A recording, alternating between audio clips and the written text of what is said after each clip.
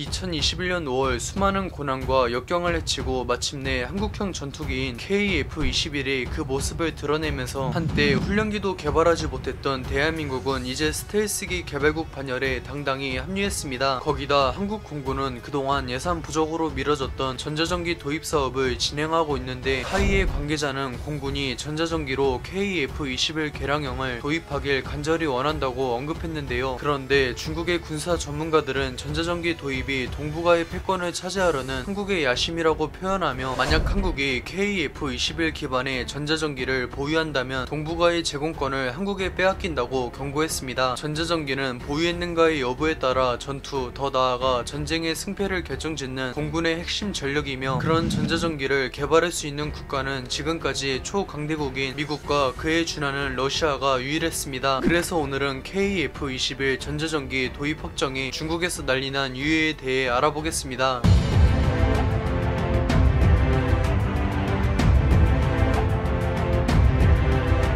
KF-21은 미국을 제외하면 서방권 국가가 개발한 첫 스텔스 전투기로 전 세계의 관심이 집중되었으며 미국 언론에선 아예 세계 최강의 전투기인 F-22와 비교하며 KF-21을 미니 랩터라고 표현했습니다. KF-21은 처음엔 4.5세대 전투기이지만 두 차례의 개량을 걸쳐 완전한 스텔스기로 거듭날 예정이며 2030년대까지 총 120대를 양산해 주변국으로부터 한반도의 영공을 수호할 핵심 전력인데요. 1980년대 이후 중국은 자본주의를 받아들여 개발도상국에서 세계 2위의 경제 대국으로 성장했지만 현재 시진핑의 독재가 장기화되면서 동아시아 전체를 집어삼키겠다는 패권주의를 만천하에 드러냈습니다. 한때 베트콩한테도 고전할 정도로 당나라 군대였던 중국군은 현대화를 진행하며 황골탈퇴했는데 특히 미군처럼 육군보다는 해군과 공군을 집중 양성하며 아시아 최강의 군사 강국으로 성장했습니다. 구식 전투기인 미그15가 주력이었던 중국 공군은 1000대 이상의 4세대 전투기를 보유하고 있으며 안타깝게도 세계 8위의 막강한 전력을 보유한 한국 공군조차 중국 공군을 상대로는 명백히 열세입니다. 그런데 주변국의 군사력 증강을 매우 경계하는 중국은 한국 공군의 전자전기 도입에 식겁하고 있는데 한국 공군이 KF-21 기반의 전자전기를 보유한다면 중국 공군과의 전력 열세를 뒤집을 수 있기 때문인데요. 전자전기는 강력한 전파 교란을 통해 적 전투기의 전자장비를 무력화시키고 제공권을 장악할 수 있는데 현대전의 교과서였던 걸프전에서 전자전기는 승리의 주역이었던 미 공군의 핵심 전력으로 활약했습니다. 당시 F-4G는 전파 교란을 통해 눈뜬 장님이 된 이라크 공군의 전투기들을 닥치는 대로 사냥하면서 순식간에 제공권을 장악했으며 수적 열세에도 불구하고 미 공군의 전투기 손실률은 0.3%에 불과했습니다. KF-21은 같은 체급인 라팔과 비교했을 때 다목적 임무보단 F-22처럼 공대공 전투에 특화되어 있기 때문에 만약 한국이 전자전기의 개량에 성공한다면 그라울러를 능가하는 하늘의 재앙이 탄생할 수 있습니다. 그라울러의 원본인 F-18은 준수한 성능을 보유한 비교적 평범한 전투기에 불과했지만 전자전기로 개량되고 나선 비록 훈련이었지만 무려 F-21을 격추하면서 자신의 진가를 증명했습니다. 하물며 공대공 능력에서 최상위권인 KF-21이 전자전기로 개량된다면 당연히 그라울러를 능가할 것이며 한반도를 넘어 동북아의 제공권을 장악할 한국 공군의 전략 무기이자 하늘의 제왕으로 군림할 텐데요. 이에 21은 전술적 가치에서 F-35급 스텔스기 한 개의 편대에 필적하는 성능을 보유했기 때문에 전자전기를 보유하지 못했으며 물량에 의존하는 중국 공군으로서는 EA-21을 두려워할 수밖에 없는데요. 물론 중국도 JA-20을 개발할 정도의 기술을 보유했기 때문에 전자전기의 개발도 시도했지만 전자전기는 워낙 개발 난이도가 높아 군용기 사업의 양대 산맥인 미국과 러시아만이 개발에 성공했습니다. 동맹국인 러시아조차 중국의 애원에 못 이기는 척 자국의 스텔스기인 수호이 57의 부품과 기술은 판매했지만 전자전기만큼은 중국이 얼마를 제한하든 단칼에 거절하며 엄격하게 타국의 수출을 금지하고 있습니다. 무엇보다 한국 공군이 전자전기 도입 사업에서 다수의 EA-21을 도입하게 된다면 중국의 한반도 점령은 물론 동아시아의 패권 장악까지 전부 물거품이 되는 나비 효과가 발생하는데요. 현재 중국은 미국이 주도하며 한국과 일본 일본, 인도, 호주가 참여하는 대중국 포위망에 완전히 고립되었는데 한반도는 미국의 앞마당인 태평양으로 진출해 중국에게 역전의 발판을 마련할 수 있는 유일한 기회입니다. 확실한 것은 북한의 남침으로 2차 한국전쟁이 발발해도 중국은 군대를 파병해 한반도를 침공할 것이며 21세기 최초이자 최대의 총력전이 될 한중전쟁은 공군의 활약이 전쟁의 판도를 결정지을 것입니다. 중국의 군사 전문가들은 한반도의 제공권만 장악하면 중국의 승리가 확실하다고 언급했으며 중국 공군도 한국의 두세 배에 달하는 압도적인 물량을 내세워 한반도의 하늘을 차지하려 들 텐데요. 태평양을 담당하는 제7함대를 포함해 미국의 증원군이 가세한다면 중국의 패배가 확정되기 때문에 중국 공군은 제21 필두로 최신 전투기들을 내세워 속전속결로 한국 공군을 섬멸하려 들 것입니다. 그러나 한국 공군이 세계 최강의 전자전기로 군림할 EA-21을 최소 20대 이상 도입하는 것이 확정되면서 미국의 지원 없이도 중국 공군의 인해 전술에 맞서 한반도의 영공을 지키는 것이 가능해졌습니다. EA-21은 압도적인 전자전 능력으로 중국 전투기들의 눈과 귀를 가려 물량 공세를 파괴할 수 있으며 제 아무리 스텔스기인 제-21이라도 전자장비가 무력화된 상황에선 EA-21의 탐스러운 먹잇감에 불과합니다. 한국의 EA-21 도입은 동아시아의 패권을 차지하려는 중국의 계획이 물거품이 되었다는 것을 의미하며 오히려 지금과는 격이 다른 군사력을 보유하게 될 한국이 한반도를 통일하는 것을 지켜볼 수밖에 없습니다. 한때 훈련기도 개발하지 못했던 한국은 세계에서 손꼽히는 공군 강국에 가까워지고 있으며 국산 전자전기인 EA-21은 주변국으로부터 한국의 푸른 영공을 수월 파수꾼이 될 것입니다. 시청해주셔서 감사합니다. 즐거운 저녁 보내세요.